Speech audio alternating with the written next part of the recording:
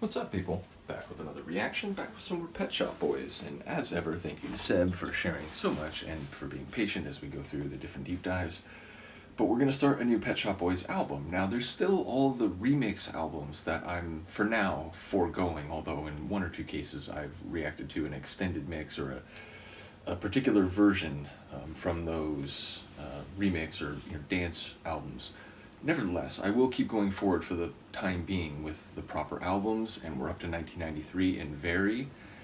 And the first track is it Can You Forgive Her? Is that what the title is? Yeah, Can You Forgive Her? You forgive people when there has been some form of transgression or offense or harm, and perhaps someone's forgiveness or not can relate to contrition or a lack thereof, meaning does the person feel sorry for what happened, or are they more cavalier or even dismissive? Is it something that relates to behavior which is worried or which someone might worry is going to be ongoing? So if someone cheats or someone does some bad action and the person okay, I forgive you, and then it happens again and then again and again, at some point the question becomes more pointed and more intense. So I feel like there's a lot at play and already an implied prologue before we get to the title phrase. Let's see what I can pick up on a first listen, and I'm fully aware that Pet Shop Boys tunes, even when a title seems to speak to a pretty black and white, straightforward concept, there's often a swerve to it or an unpredicted twist. So let's hear it. This is Pet Shop Boys' Can You Forgive Her, the first track on their 1993 album, Very.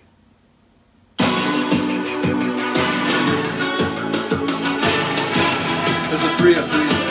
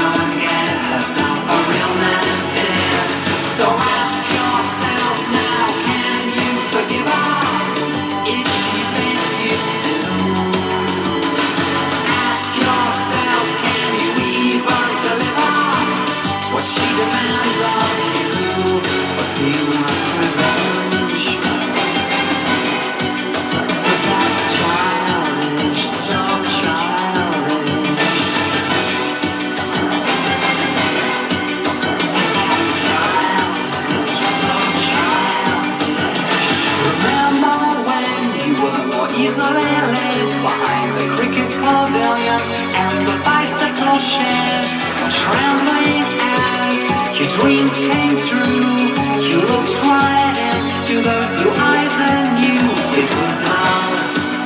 And now you can pretend you've forgotten all the promises of that first friend. It's bad enough. She knows how you feel, but she's not prepared to share you with a memory.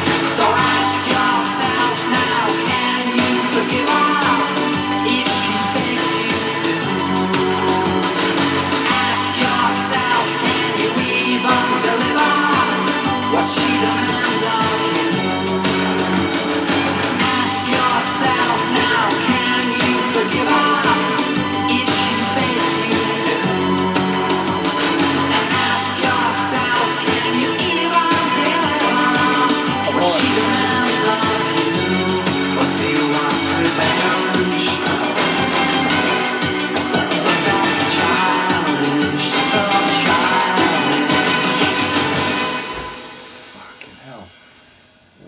crazy opening tune. I'm going to try to focus on the lyrics first because those tend to slip.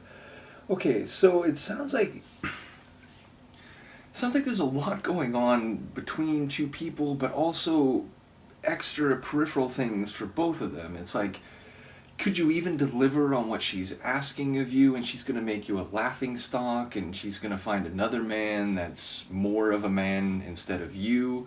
But then it's also like she doesn't want to share you with a memory, and talking about what happened behind the shed, and it sounds like maybe early sexual experiences or something like that. But then it sounds like maybe the narrator, despite being made potentially a laughing stock, or she's laughing at him because he listens to disco, and like, what was it? Was it a specific type of rock, or was it just rock music? But and then it's like, is it about the way they're seen in different social settings? So there's different layers here. I caught bits and pieces, and that line again about laughing at the narrator because they listen, or not the narrator, the person being spoken to by the narrator, who I assume is male, and then talking about a female. And again, maybe there's some like different sexuality factoring into why this is not perhaps this perfect unison. But again, the like lines about dreams, and there's all sorts of pieces here. And I just have I have the box which shows what it's maybe supposed to look like, but I don't know how to make it look like that. So yeah, really interesting one lyrically. Look forward to the comments. Sonically, crazy. I mean, again, there was, I think, a pretty notable acid element. It wasn't clearly heard in a lot of sections because I think there was other stuff, including big like synth orchestra hits and these energetic rhythmic sequences covering it.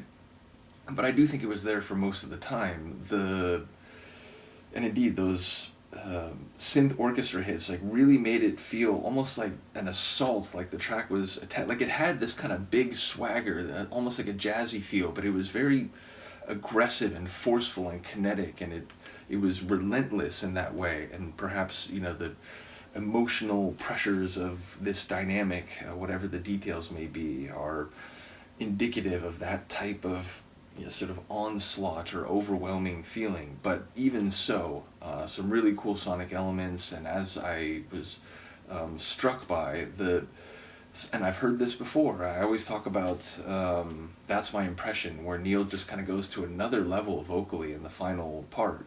It was more just kind of one flourish in particular, but he really kind of hit a line with different flourish than we had heard it before near the end, so that was a cool moment.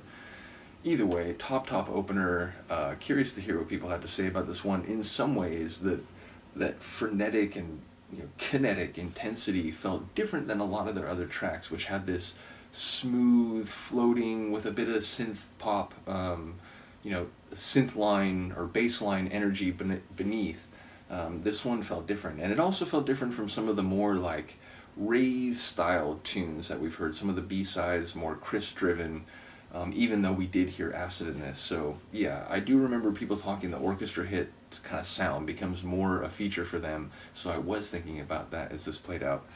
I am talking a lot. That tends to mean I like the tune a great deal that I just heard, so let me know what you think, and I will see you next time. Peace.